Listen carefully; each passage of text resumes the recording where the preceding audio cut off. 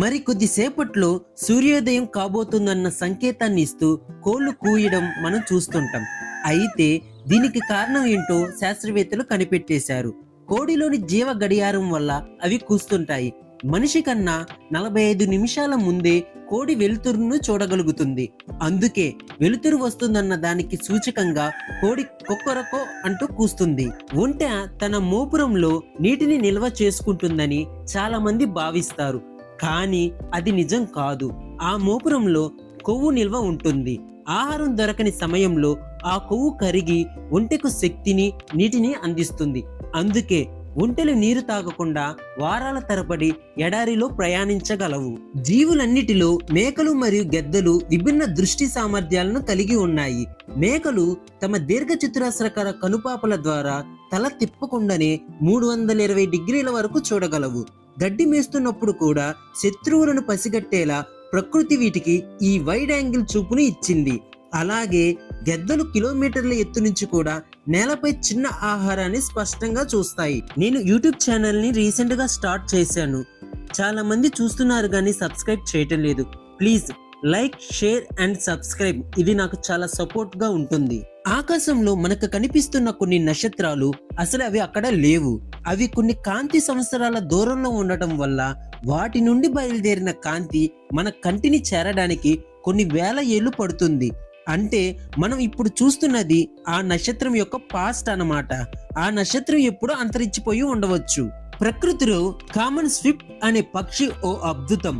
ఏకతాటిగా 10 నెలల పాటు భూమిపై వాలకుండా ఆకాశంలోనే జీవించగలిగే సామర్థ్యం దీని సొంతం. వింత ఏమిటంటే ఇది గాలిలోనే ఆహారం తింటుంది, జత కడుతుంది, చివరికి ఎగురుతూనే నిద్రపోతుంది. కేవలం గుడ్లు పెట్టడానికి మాత్రమే ఈ పక్షి నేలపై వస్తుంది. మెదడులో సగ భాగాన్ని అలర్ట్ గా ఉంచి గాల్లోనే నిద్రపోతుంది. గుర్రంపై కూర్చున్న రాజుల విగ్రహాలను బట్టి వారు ఎలా చనిపోయారో చెప్పవచ్చు. గుర్రం ముందు 2 కాళ్ళు గాల్లో ఉంటే ఆ రాజు యుద్ధంలో మరణించాడు అని అర్థం. ముందు కాలంలో ఒకటి నేల మీద ఉండి మరొకటి గాల్లో ఉంటే అతను యుద్ధంలో తగిలిన గాయాల వలన మరణించాడు అని అర్థం.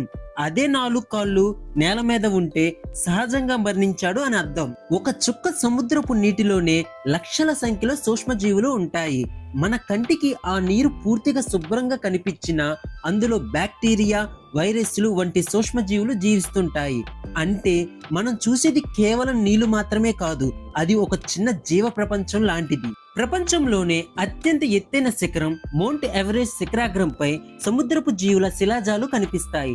దీనికి కారణం కొన్ని మిలియన్ సంవత్సరాల క్రితం ఇప్పుడున్న హిమాలయాల స్థానంలో టెథిస్ అనే మహాసముద్రం ఉండేది. భారతీయ మరియు యురేషియన్ ప్లేట్లు ఒకదానికొకటి బలంగా ఢీకొనడం వల్ల సముద్ర గర్భం పైకి నెట్టబడి ఈ పర్వతాలు ఏర్పడ్డాయి.